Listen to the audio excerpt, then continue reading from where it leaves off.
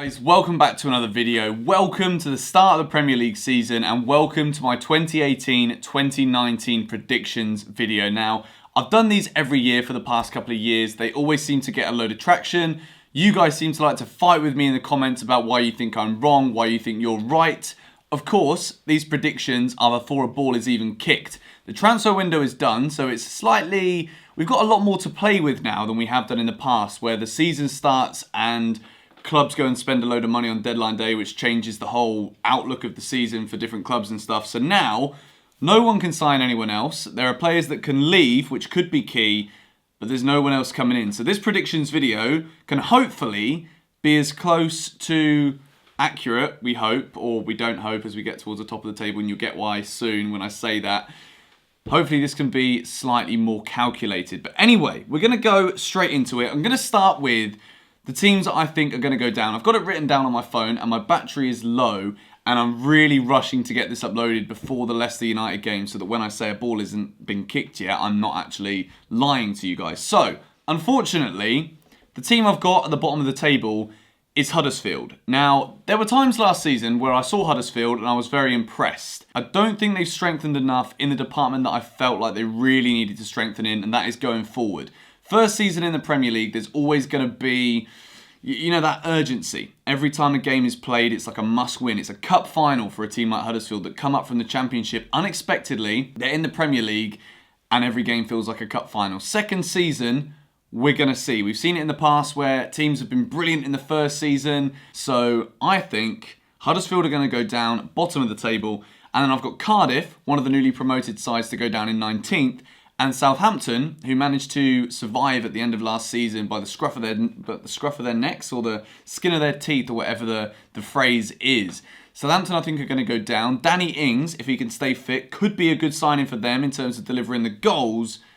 But I don't think there's enough quality there anymore. So we know who I think is going to go down. In terms of who is just about going to survive. Now, I've put Brighton in 17th. Again, I think they're going to struggle with goals. But we saw last season they were so solid defensively, and I think this season that is going to be just about enough for them to survive again. I've put them in 17th. 16th, I've gone with Watford. I feel like they could struggle this season, but I think losing Richarlison, who obviously, I think the 40 million fee is astronomical for Richarlison, but he started last season with scoring goals for Watford. I just think they're going to struggle this year. And in 15th, I've gone with Bournemouth. They've just smashed their transfer record by buying Lerma, the Colombian, for £25 million.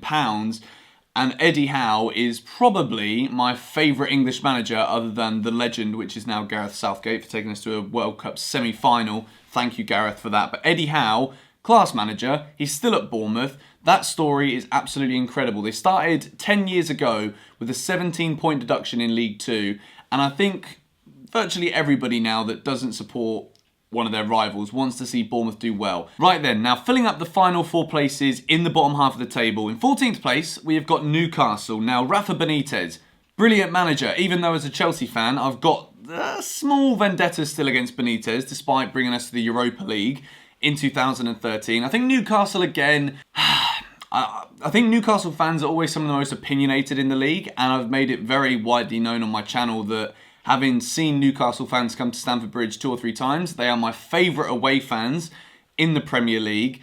I just don't know if the club is as ambitious as the fans want them to be. Well, I'm pretty sure that the ambition that is shown by Newcastle Football Club is not on the same level as what Benitez and the Newcastle fans would want it to be. I think Newcastle, it's going to be a mid-table finish, and I think it's going to be the lower end of mid-table because I think there are so many teams that have strengthened this year, and I think there's teams with much stronger squads, which leads me into 13th position, and I've gone with Burnley. And Burnley, obviously, last season were one of the fairy tale stories, really, of the Premier League. They pushed Arsenal right to the end to try and get 6th.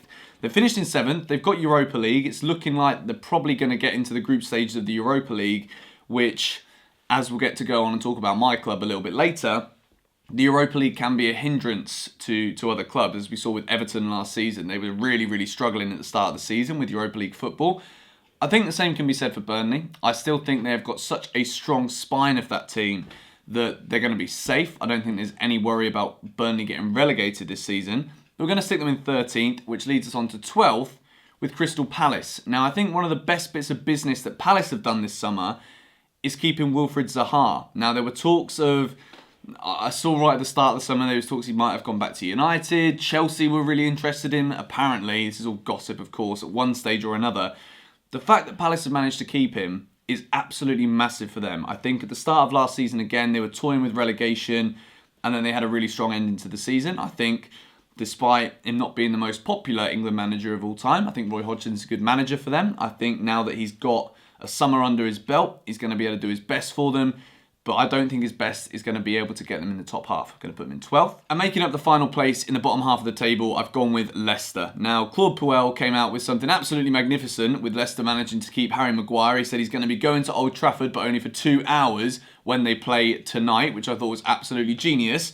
And again, Harry Maguire, fantastic World Cup for England. Leicester have done very well to keep him, shine away the interest from Manchester United, which is absolutely huge for them. Jamie Vardy's just committed to the club as well. I think he's maybe got 1 or 2 more big seasons in the Premier League left. So he could be big for Leicester, but I think they're going to fall just short of the top half. So then, we've done the bottom half of the table. This is where it starts to get interesting. And those of you that are listening carefully will realise that 2 of the promoted clubs from last season, I've still not even mentioned yet. We've got Fulham and Wolves. Now, we're going to go with 10th and 9th respectively. I'm not going to leave any cliffhangers and say I think Wolves are going to get Champions League football, or Fulham for that matter. However, Fulham arguably had the best transfer window of any Premier League club. So I've gone with Fulham in 9th, Wolves in 10th. Now, one of my best friends is a Wolves fan, and I haven't seen him in about 4 years. So I'm hoping, James, this season I can see you at a Chelsea versus Wolves match, whenever that may be. I'm not entirely sure on the fixture list. But Wolves in 10th, they've had a very, very good transfer window, and I think they had a very strong side last season.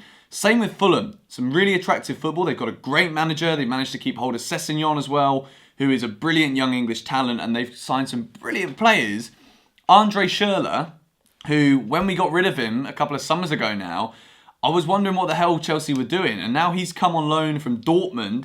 Brilliant signing. They've just gone and spent like 30-odd million on a Marseille winger. I've not heard too much about the guy, so I won't talk about him too much. But they're spending money. They mean some serious business, and I think it's going to be good enough for Fulham to get a top half finish with the likes of Burnley having European football, your Leicesters, Newcastles, Crystal Palaces. Have they strengthened as much as Fulham? No, they haven't. So I think with the base that they had last season, Fulham, I think that it would have been a crime if they didn't go up last season in the playoffs. I think obviously a lot of people expected Villa to go up, but I think for me, Fulham were always the favourites in that playoff race last season, and I think they're going to have a really good season. So now for the top 8. In 8th position, I'm going to go with West Ham United. Now, last season, I think, again, they could be disappointed. The Olympic Stadium move, it's not really gone so well. People are missing Upton Park, the bowling ground, and West Ham fans have been demanding more of a push. And I think this season, with some of the teams above them not necessarily strengthening, we're going to go into those in a little bit more detail in a second, and they've made some really, really good signings again. And I think one big player for West Ham this season is going to be Arnautovic. I think he had a good season last season when he decided he actually could be bothered. And I think even though they've made some brilliant signings this season, Arnautovic is going to have a big say in West Ham's season. I think he's a great player. He's always annoying when he plays against Chelsea. And I think West Ham are going to fall just short of 7th place Everton. Now, the deadline day was just full of praise for Everton, bringing in Bernard on a free. They've brought in Mina, who scored the header for Colombia against England. He had a very, very good World Cup. From Barcelona, they've got Andre Gomez in on loan. He didn't really get a sniff in Barcelona, but again, very, very good quality player. They've got so many great options now at Everton. And I feel like with Marco Silva as their manager, they could really, really challenge this season. Now, obviously, the top 6, they're so much further ahead of everyone else. I think obviously last season, Arsenal and Burnley being relatively close was kind of like Arsene Wenger kind of just lost the plot towards the end of his Arsenal reign. So I think with Everton spending the money this season, that gap is going to close a lot more. Now, obviously the top 6, we've got Liverpool, we've got Chelsea, we've got City, we've got United, we've got Arsenal, we've got Spurs. What order have I put them in? And they're probably the most popular club still in the Premier League, so this isn't going to go down very well. I've put United in 6th. Now, I've got some reasons for this. Jose Mourinho, 3rd season syndrome, as it's known in the Jose Mourinho world. Could it be a thing? I believe it could be. He's done a lot of complaining again during pre-season. Not only that, the positions he wanted to strengthen, he's not brought anyone in. So they spent 60 million on Fred. Is that going to be enough to bridge the gap of quality that I felt was lacking last season? There's a load of stats that were flying around about United were the luckiest team in the Premier League last season. I think the fact that they've not strengthened compared to, say, Liverpool, is going to leave them struggling this season. And I think Arsenal are going to bounce back a little bit more. But Arsenal in 5th with the new manager, I think a whole season for Aubameyang. I think he's going to bang 20 plus goals this season. For me, Arsenal finishing 5th isn't really a surprise. United in 6th. It's one that I know a lot of you are going to disagree with, but I just think it's going to go wrong under Mourinho. I think the fact that he's been complaining during pre-season, partnered with missing out on signings, could be a recipe for disaster for Mourinho. There's obviously been talks of Pogba leaving as well for Barcelona.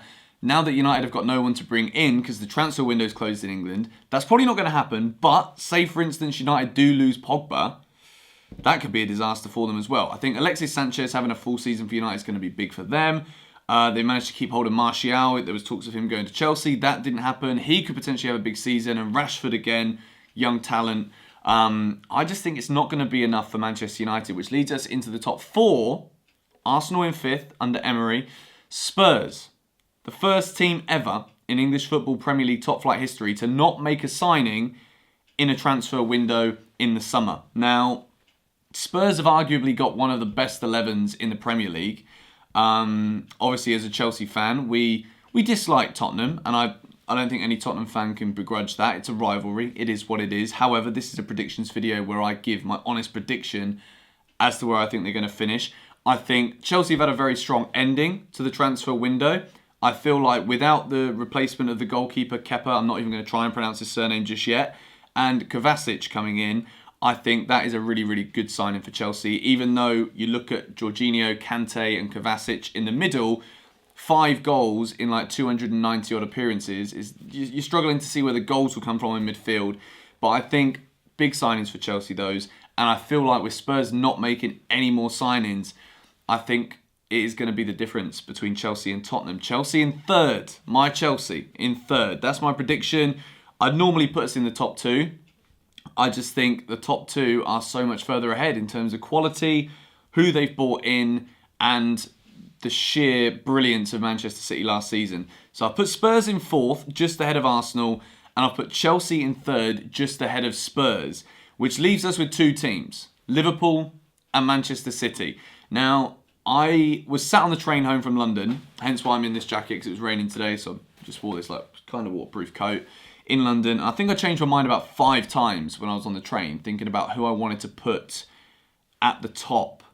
Because I know that there's going to be a lot of people that are going to say, like, how can anyone look beyond Manchester City? They brought in Mahrez, who I didn't think actually looked that good in the Community Shield. I thought he looked tired. But last season, they were just a cut above everyone. Guardiola, I don't see how this squad can fail. I'll bring it back to what I said in my post-match analysis of the Community Shield. City looks so strong all over the pitch. It wasn't their best 11, but they looked head and shoulders above Chelsea in virtually every single position. Who's going to win it? I'm changing my mind again. I'm genuinely changing my mind again. Okay, I'm going to say it.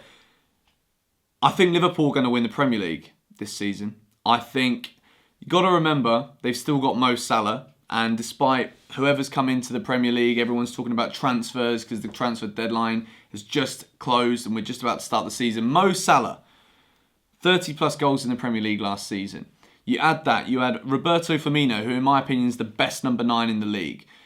Mane, you bring in Keita, you bring in Alisson, one of the world's best goalkeepers. Yes, they're still a little bit short in defence, Liverpool, but I think they've been working with Klopp now for a few years. I think Champions League final last season. And the question you've got to ask about Man City, are they going to be as hungry? They've probably got the best manager in world football in Guardiola, but I genuinely think the Premier League is going to go down to the final game of the season, and I think Liverpool are going to just about cop it. See what I did there? Let me know what you think in the comments below. Of course, I expect a lot of you to disagree with a lot of things I've said.